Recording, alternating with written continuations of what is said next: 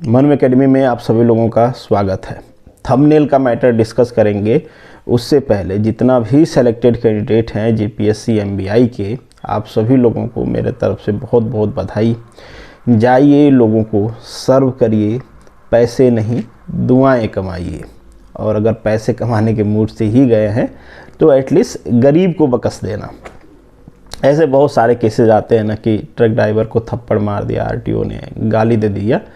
तो एक चीज़ ध्यान में रखिएगा कि वो ड्राइवर है, ट्रक का ओनर नहीं है।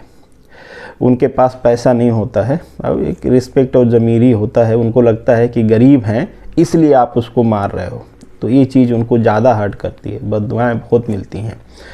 तो उम्मीद करते हैं कि आप लोग ऐसा नहीं करोगे। यार जैसे ही आवाज़ आ रही है ना, खांसी आने लग रही है। कोई नहीं। और एक और खुशी है कि जो हमारा प्रेडिक्शन था जीपीएससी एमबीआई को लेके, जो कट ऑफ प्रेडिक्शन था वो एकदम से एग्जैक्टली मैच कर रहा है ना। 2-3 नंबर का तो इधर उधर रहेगा ही, पर खुशी इस बात की नहीं है कि मैंने एग्जैक्टली प्रेडिक्ट किया। खुशी इस बात की है कि आपने भरोसा किया और आप में से मैक्सिमम लोग, मोर देन 90% लोगों ने अपना करेक्ट मार्क्स फिलअप किया। और हमने बहुत बार ये डिस्कस किया कि लोग सही मार्क्स फिलअप नहीं कर रहे हैं, सर गलत मार्क्स फिलअप कर रहे होंगे, बहुत सारे लोग ये कर रहे होंगे। अगर आप लोगों ने गलत मार्क्स फिलअप किया होता तो ये प्रेडिक्शन डेफिनेटली इतना एग्जैक्ट नहीं होता। तो होप्स हो कि आगे जो प्रेडिक्शंस किए हुए हैं वो भी सही होंगे, उसी के आसपास होंगे। काफ़ी सारे लोग पूछ रहे थे कि वो भी सही होंगे ना, क्योंकि उसमें हम लोग इन हो रहे हैं। तो होप्स हो कि वो भी सही ही होंगे। चलिए, ये तो बेसिक चीज़ें रहें। अब अपने मेन टॉपिक पे चलते हैं कि गर्ल्स कैंडिडेट क्यों नहीं सेलेक्ट हुई हैं जीपीएससी एमबीआई में। तो बहुत ही सिंपल सा रीज़न है, आप सभी को पता भी है कि गुजरात में अभी जो गर्ल्स कैंडिडेट्स के लिए रूल है, आप सभी को पता है कि गर्ल्स का जो रिजर्वेशन होता है वो हॉरिजॉन्टल होता है। हॉरिजॉन्टल वर्टिकल 2 रिजर्वेशन होते हैं। तो जो हॉरिजॉन्टल रिजर्वेशन है गर्ल्स का, इसमें ये क्राइटेरिया है कि आपके कैटेगरी का, सपोज जनरल है तो जनरल की कैटेगरी का जो लास्ट कैंडिडेट सेलेक्टेड है, या जिसे हम कट ऑफ कह लेते हैं, उस कैंडिडेट का 90% मार्क्स आपका होना चाहिए। मतलब 10% से उसको घटा देते हैं, उतना अगर मार्क्स गर्ल्स का है तो वो सेलेक्ट होगी, नहीं है तो नहीं होगी। ये हर कैटेगरी में ऐसे ही लागू होता है, इंडिविजुअल कैटेगरी के लिए अलग अलग। क्योंकि इंडिविजुअल कैटेगरी का जो बॉयज़ का कट ऑफ होता है वो भी अलग अलग होता है, तो वैसे ही हॉरिजॉन्टल कोटा में जो गर्ल्स का कट ऑफ है इंडिविजुअल कैटेगरी का, वो भी उसी हिसाब से अलग अलग आएगा। पर कोई भी गर्ल्स कैंडिडेट सेलेक्ट नहीं हुई है, इसका एक ही मतलब है कि किसी भी गर्ल्स का वो मार्क्स नहीं रहा होगा कि जो लास्ट सेलेक्टेड कैंडिडेट है उसका 90% मार्क्स वो हो।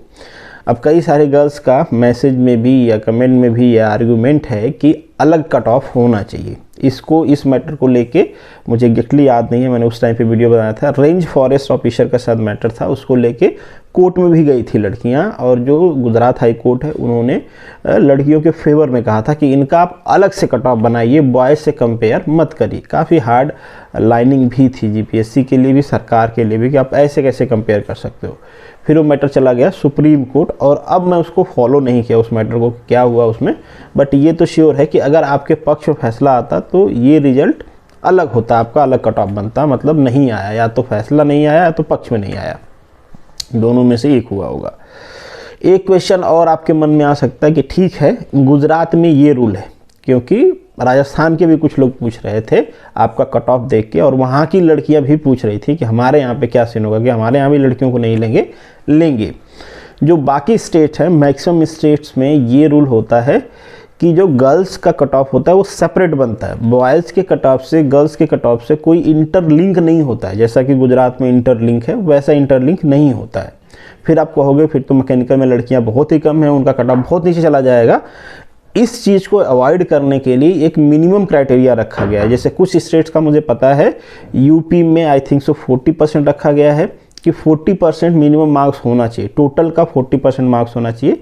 जैसे 300 का पेपर है तो 120 तो होना चाहिए। जैसे ये आपका 250 का था तो 110 तो होना चाहिए, इससे कम मार्क्स रहेगा तो सिलेक्शन नहीं होगा। ऐसे ही दूसरे स्टेट्स में भी है, हर स्टेट में ये मार्क्स अलग अलग है, किसी में 40 है, 45 है। मतलब ये मान के चलो 40 और 50 के बीच में ही है मैक्सिमम स्टेट में, कि ये मिनिमम क्राइटेरिया है। इससे ऊपर रहेगा तभी आप सेलेक्ट होगे, इससे नीचे रहेगा तो नहीं होगे। तो ये अलग स्टेट्स का मैकेनिज्म है। गुजरात का मैकेनिज्म थोड़ा सा बाकियों से अलग है। अब सही है नहीं है इस पे तो पूरी एक डिबेट हो सकती है, और उस डिबेट के लिए पक्ष वालों को भी बुलाना पड़ेगा, विपक्ष वालों को भी बुलाना पड़ेगा, फिर आपस में आर्गूमेंट होंगे, तो वो अलग की बात है, उसको डिस्कस करने का मतलब यहाँ पे नहीं है। पर सिलेक्शन नहीं होने का एक ही रीज़न है कि मैकेनिकल में कम लड़कियाँ होती हैं, बहुत ही कम होती हैं, और कम हैं उनमें से भी मार्क्स उतना नहीं है। अगर ज़्यादा लड़कियां होती हैं तो थोड़ा उनका आपस में भी कंपटीशन होता है, ज़्यादा लड़कियां होती हैं तो इस बात की प्रोबेबिलिटी भी बनती है कि वो भी ऊपर आएंगी, तो बाकी सारे एग्जाम में सेलेक्ट होती हैं, इसी रूल के अंडर सेलेक्ट होती हैं, 90% के रूल के अंदर ही बाकी सारे जो जीपीएससी के एग्ज़ाम्स हैं उसमें सेलेक्ट होती हैं। पर मैकेनिकल वाले में नहीं हो पाती हैं क्योंकि इसमें लड़कियों का नंबर ही कम है, और जो हैं शायद वो पढ़ती कम होंगी, या फिर जो भी रीज़न हो, एक ही रीज़न है कि मार्क्स उनके ज़्यादा नहीं आ पाते हैं, इस वजह से सेलेक्ट नहीं हो पाती हैं। अब ये आर्गूमेंट बिल्कुल हो सकता है कि हमारा अलग होना चाहिए, अब वो हम आर्गूमेंट कर सकते हैं, बट डिसीजन तो अल्टीमेटली कोर्ट को देना है या फिर सरकार को अलग मैकेनिज्म बनाना है। तो होप सो कि आपको पूरा मैटर समझ में आ गया होगा। बाकी मिलेंगे नेक्स्ट वीडियो में, तब तक के लिए ऑल द बेस्ट, जय हिंद।